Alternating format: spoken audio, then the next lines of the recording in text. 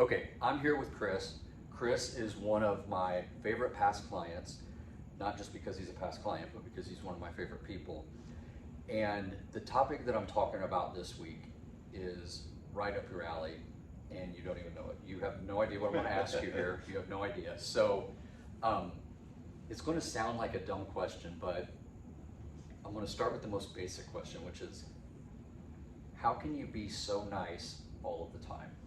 Now, for background, for people who are watching who have no idea, we've done two fairly sizable projects for you. One very extensive, and we came back and we did another one that was still pretty gnarly and challenging in its own right.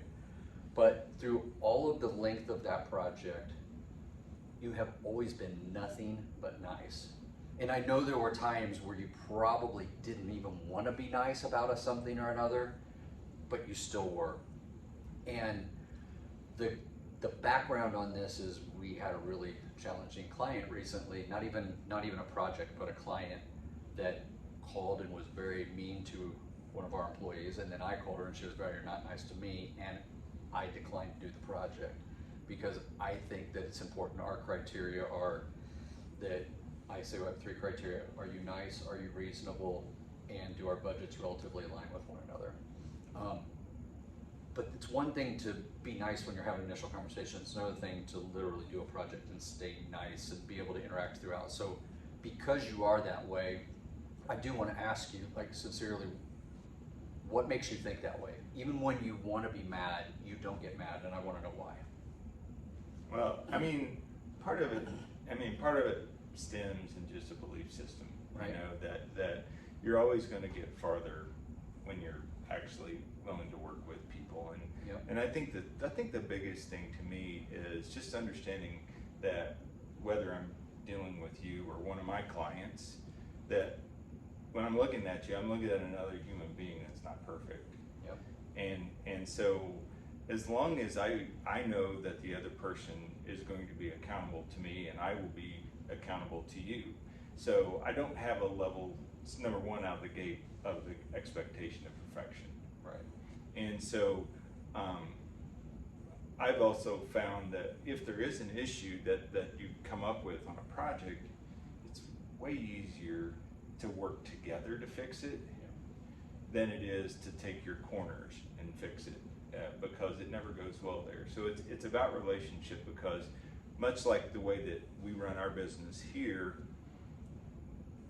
I want to work with you for every project that I ever do in the past, and I want you to work for me as well. And I think that even translates into your day-to-day on the job site. Maybe there is something that comes up that's frustrating to one or either of us, or maybe both of us. But when you have that long haul perspective, you have a little bit more grace in the situation, and when you feel it's getting reciprocated, I will say, and this is a compliment towards you unsolicited, that your guys were always really easy to work with, and they own their mistakes.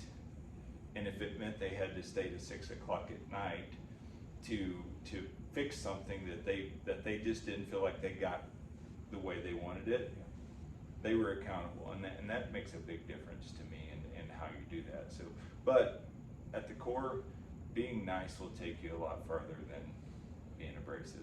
I like another word that you use. I talk to people all the time about giving grace, and not even from just this deep religious perspective, but just from the idea that, I don't know what's going on in your day or what's going on in your personal life, and you might be having a bad day, and you may not be mad at me in any way, but I might feel a little bit of what's going on, and I like that, just the willingness to interact with somebody else in a way that is just authentic and genuine, right? Like, if you go into a project, I will tell you, like, from our perspective in our company, if I'm going into a project, we want to do a great job. We want to be partners forever.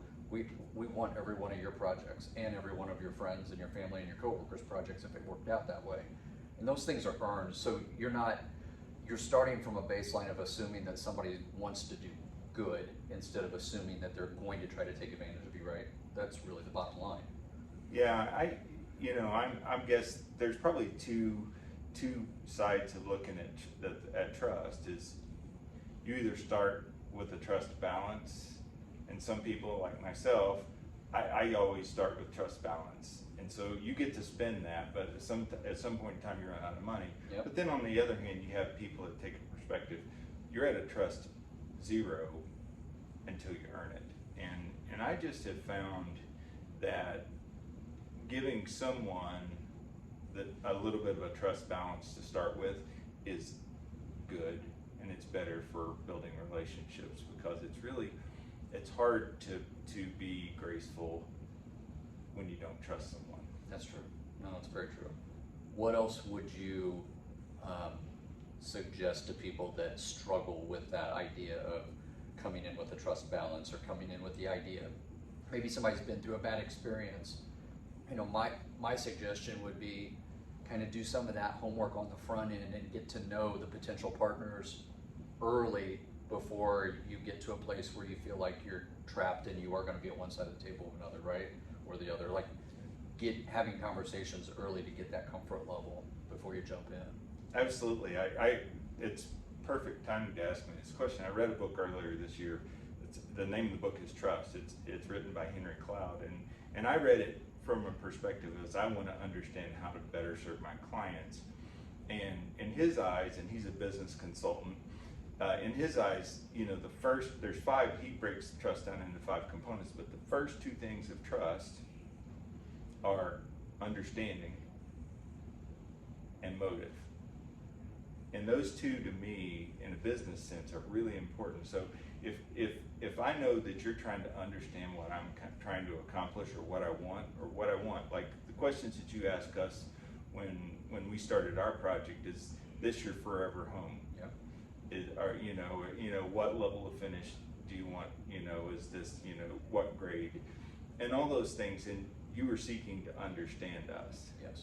And maybe my trust piece was then, okay, he's trying to understand us, my trust is growing, but then your references, everything that I'd done, I felt like your motive was good too.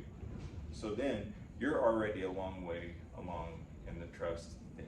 And so we've done this with some other projects at our home, landscape wise, where I was giving the person the trust balance and my wife was not, and she was right.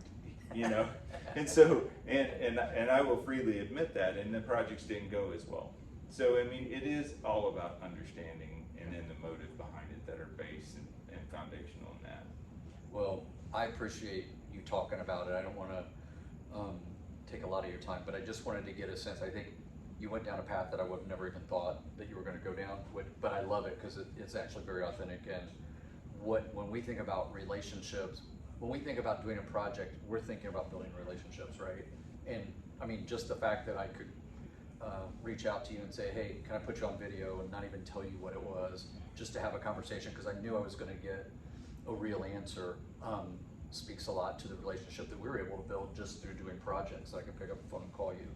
And so I appreciate that very much. But I think, you know, for people who are, for remodeling companies that are out there just trying to figure out how to choose clients and projects, and sometimes you feel desperate to do every project, but it's got to be a fit for everybody. It's got to be a fit for the client. It's got to be a fit for your company and your approach to your business. But I will tell you, I think one of the things that's most important is that it starts with being nice, finding nice people, because the last piece of it that I would leave you with is, you know, our employees have to go into your home as their office every single day.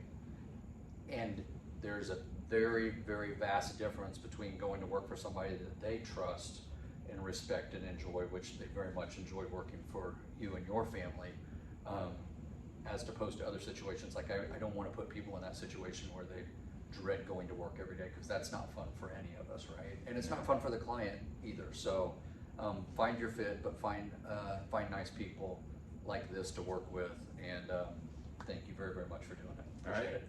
Yeah. Thank you.